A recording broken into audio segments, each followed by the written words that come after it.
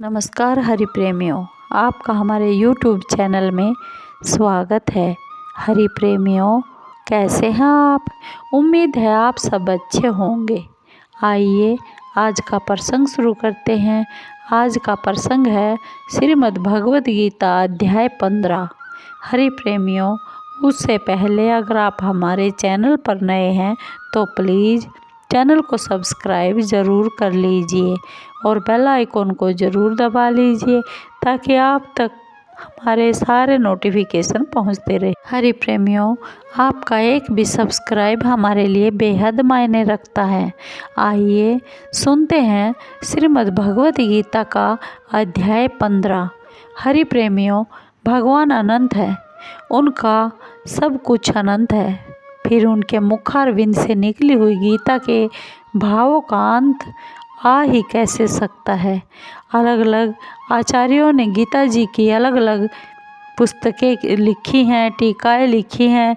उनकी टीका के अनुसार चलने से मनुष्य का कल्याण तो हो सकता है, परंतु गीता के अर्थ को पूरा नहीं जान सकता।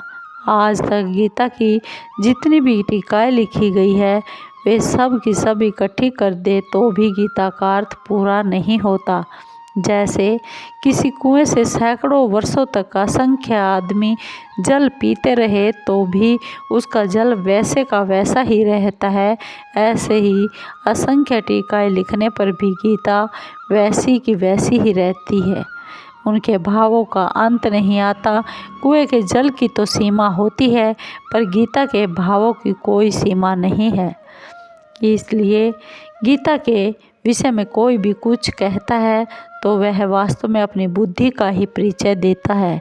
हरि प्रेमियों, 15वां अध्याय आरंभ होता है। श्री भगवान बोले, ऊपर की ओर मूल वाले तथा नीचे की ओर शाखा वाले जिस संसार रूप अश्वत्थ वृक्ष को प्रवाह रूप से अव्यय कहते हैं और वेद जिसके पत्ते हैं, उस संसार वृक्ष को जो जानता है वह संपूर्ण वेदों को जानने वाला होता है। उस संसार वृक्ष की गुणों सत्व रज और तम के द्वारा बढ़ी हुई तथा विषय रूप कोंपलों वाली शाखाएं नीचे, मध्य में और ऊपर सब जगह फैली हुई है। मनुष्य लोक में कर्मों के अनुसार बांधने वाले मूल भी नीचे और ऊपर सभी लोकों में व्याप्त हो रहे हैं। इस संसार वृक्ष का जैसा रूप देखने में आता है वैसा यहाँ विचार करने पर मिलता नहीं, क्योंकि इसका न तो आदि है, न अंत है और न स्थिति ही है। इसलिए इस दृढ़ मूलों वाले संसार रूप अश्वत्थ वृक्ष को दृढ़ असंगता रूप शस्त्र के द्वारा काटकर उसके बाद उस परम पद परमात्मा की खोज करनी चाहिए, जिसको प्राप्त हुए मनुष्य फिर लौट कर इस संसार में नहीं आते और जिससे अनादिकाल से चली आने वाली यह सृष्टि विस्तार को प्राप्त हुई है। उस आदि पुरुष परमात्मा के ही मैं शरण हूँ। हे अर्जुन, जो मान और मोह से रहित हो गए हैं, जिन्होंने आसक्ति से होने वाले दोषों को जीत लिया है, जो नित्य निरंतर परमात्मा में ही लगे हुए हैं, जो अपनी दृष्टि से संपूर्ण कामनाओं से रहित हो गए हैं, जो सुख दुख नाम वाले द्वंद्वों से मुक्त हो गए हैं, ऐसे ऊंची स्थिति वाले मोह रहित साधक भक्त उस अविनाशी परम पद परमात्मा को प्राप्त होते हैं। उस परम पद को न सूर्य, न चंद्र और न अग्नि ही प्रकाशित कर सकती है, और जिसको प्राप्त होकर जीव लौटकर संसार में नहीं आते, वही मेरा परम धाम है।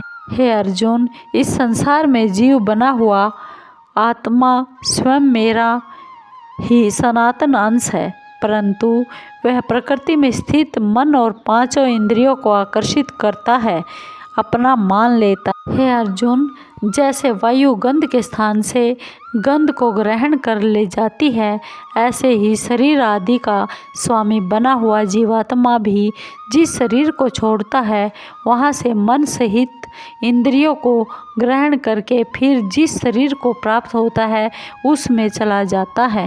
यह जीवात्मा मन का आश्रय लेकर ही श्रोत्र और नेत्र तथा त्वचा, रसना और घ्राण इन पांचों इंद्रियों के द्वारा विषयों का सेवन करता है। शरीर को छोड़कर जाते हुए या दूसरे शरीर में स्थित हुए अथवा विषयों को भोगते हुए भी गुणों से युक्त जीवात्मा के स्वरूप को मूढ़ मनुष्य नहीं जानते।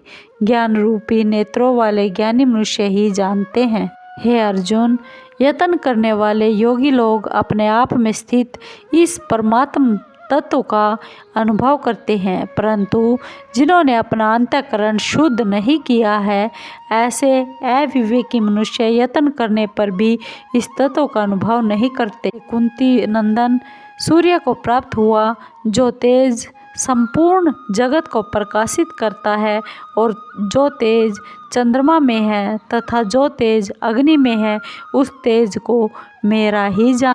मैं ही पृथ्वी में प्रविष्ट होकर अपनी शक्ति से समस्त प्राणियों को धारण करता हूँ और मैं ही रस स्वरूप चंद्रमा होकर समस्त औषधियों वनस्पतियों को पुष्ट करता हूँ।